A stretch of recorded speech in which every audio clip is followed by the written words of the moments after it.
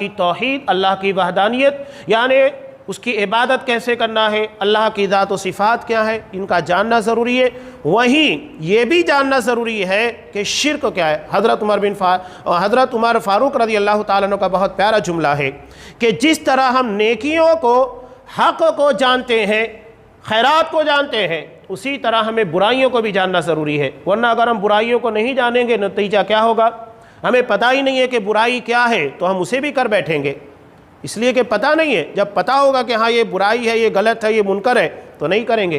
तो जानना ज़रूरी है, पहले इल्म, और यही इल्म तौहीद के बारे में भी होना चाहिए। फ़अलम अन्नहु ला इलाहा इल्लल्लाह। एक बात रह गई है, मैं आपके सामने रखूँ, इसकी बुनियाद जो दरवाज़ा बनता है शिर्क का, सबसे बड़ा चोर दरवाज़ा सिमाए मौता है, यानी मरने वाला हमारी आवाज़ को सुनता है। ये सबसे बड़ा चोर दरवाज़ा है। कुरान ने दो जगह के पर आप सल्लल्लाहु अलैहि वसल्लम को खिताब करके कहा। कुरान का अंदाज़ देखिए, कुर्बान जाइए, कितने प्यारे अंदाज में इस बात को बयान कर रहा है। ये कब्र वाले या किसी भी पीर वली बुज़ुर्गों के बारे में जो अकीदा बना लिया गया। अब बगदाद के अंदर कौन है? शेख अब्दुल कादिर जिलानी, जिन्हें पीरान पीर कहा जाता है। उन्हें ना उर्दू आती है, ना मराठी आती है, ना इंडिया के अंदर जितनी ज़बानें आती है नहीं आती है।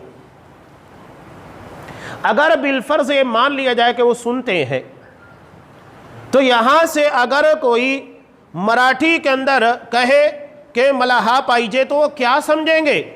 या उर्दू ज़बान के अंदर कहे कि मुझे औलाद चाहिए, मुझे रिस्क चाहिए, मुझे परेशानी है, सुन रहे हैं, समझेंगे? नहीं। अगर एक अंग्रेज़ आपके सामने आता है, ये तारीख़ी स्पॉट है, यहाँ पर कोई अंग्रेज़ आता है, आप अपनी ज़बान बोलिए, अपनी भाषा बोलिए, वो नहीं समझेगा, वो सुन रहा है लेकिन समझेगा नहीं। तो ये बताइए कि जब आपने उनके बारे में अकीदा बनाया कि वो सुनते हैं, तो सवाल सबसे पहले ये होता है कि क्या वो समझते हैं? पहला सबसे बुनियादी चीज़ कुरान मजीद ने जिसके पर अटैक किया कि वो सुनते ही नहीं। इस्लाम ने हमें जो तसव्वुर दिया है, हमने उस तसव्वुर को पलट दिया। इस्लाम ने जो तसव्वुर दिया कि मुर्दा जिंदों की दुआओं का मोहताज होता है, उसके लिए दुआ करे। कुरान ने दुआ सिखाई, रब्बना इग़फिर लना व लिइख़वानिना अल्लज़ीना सबक़ूना बिल ईमान, परदिगार हमें बख्श दे और हमारे उन तमाम भाइयों को जो हमसे पहले दुनिया से चले गए। वो हमारी दुआओं के मोहताज हैं, हम उनके मोहताज नहीं हैं। ये बात याद रखिए, हमने काया पलट दी है। हम जिंदों को मुर्दों का मोहताज बना दिया है, जबकि मुर्दा जिंदों का मोहताज होता है। तभी तो कुरान ने और नबी करीम सल्लल्लाहु अलैहि वसल्लम ने उनके हक़ में दुआ करने का हुक्म दिया। अगर वो हमारे मोहताज नहीं होते, उन्हें हमारी दुआ की ज़रूरत नहीं होती, तो कुरान ये बात कहता ही नहीं वो मोहताज है जिंदों के। पहली बात कि वो सुनते ही नहीं, और अगर बिलफर्ज ये समझ लिया जाए कि वो सुनते हैं तो समझते नहीं, और अगर ये भी समझ लिया जाए कि वो समझते हैं तो कुछ कर नहीं सकते, उनको इतनी अथॉरिटी नहीं है, तो सबसे पहली और अहम बात वो सुनते ही नहीं, तो आगे की सारी बातें ही ख़त्म हो जाती हैं कि वो समझे या किसी की मुराद पूरी करने की कोशिश करें।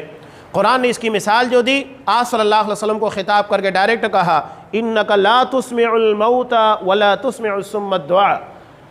आप सल्लल्लाहु अलैहि वसल्लम को कुरान ने सिर्फ ये नहीं कहा, सूरह नमल में और आगे चलने के बाद सूरह रूम के अंदर कुरान ने सिर्फ ये नहीं कहा कि आप मुर्दों को नहीं सुना सकते, बल्कि ये भी कहा कि आप बहरे को भी अपनी पुकार नहीं सुना सकते। कुरान ने आखिर ये क्यों कहा कि आप मुर्दे को नहीं सुना सकते और बहरे को नहीं सुना सकते? ये अक्ल को खिताब करने के लिए है।